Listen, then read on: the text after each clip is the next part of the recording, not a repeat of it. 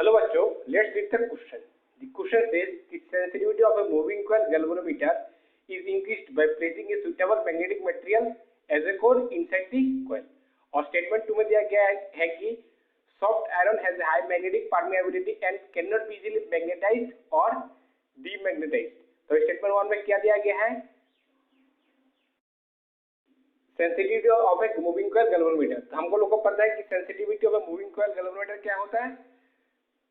Theta by I. और theta का value क्या होता है?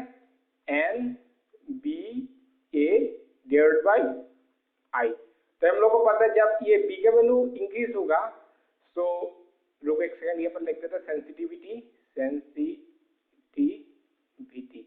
सो अभी अगर जब बी का वैल्यू इंक्रीज होगा तो थीटा बाई आई का वैल्यू भी इंक्रीज होगा. मतलब क्या? मतलब मूविंग कॉइल गैल्वेनोमीटर का सेंसिटिविटी भी इंक्रीज होगा. तभी स्टेटमेंट 1 में बोला गया कि जब इसके अंदर कोई मैग्नेटिक मटेरियल प्लेस कर दिया जाता है जब तो so when magnetic material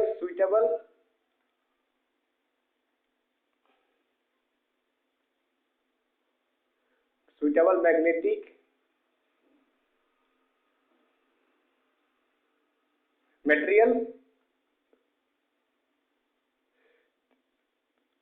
material place किया जाता है तब क्या होता है? बी के वैल्यू इंक्रीज हो जाता है. तो उसका इंक्रीज बी के वैल्यू इंक्रीज हो जाता है तो मतलब क्या होता है? सेंसिटिविटी भी इंक्रीज हो जाता है. सो अभी स्टेटमेंट 1 तो ट्रू है. तो स्टेटमेंट 2 में देखते हैं soft iron has high magnetic permeability and can not be easily magnetised और डीमैग्नेटाइज्ड. हम लोग को पता है कि सॉफ्ट आयरन कहां पर यूज होता है? ट्रांसफार्मर में. और उसको इजीली मैग्नेटाइज भी कर सकते हैं और डीमैग्नेटाइज भी कर सकते हैं. तो अभी स्टेटमेंट 2 तो यहाँ पर गलत है. तो अभी यहाँ पर रोमान सॉरी लिख देते हैं कि स्टेटमेंट 2 में लिख देते हैं कि सॉफ्ट आयरन इजीली मैग्नेटाइज्ड और डीमैग्नेटाइज्ड STIZED. और इसमें यूज कहां पर यूज होता है? यूज्ड इन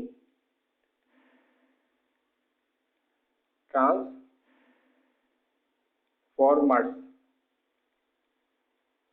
तो अभी स्टेटमेंट का कौन सा स्टेटमेंट का रोमन सी में देखते हैं कि रोमन सी में क्या जाएगी स्टेटमेंट. रोमन सी करेक्ट है कि statement 1 is true and statement 2 is false. So I hope you understood it well.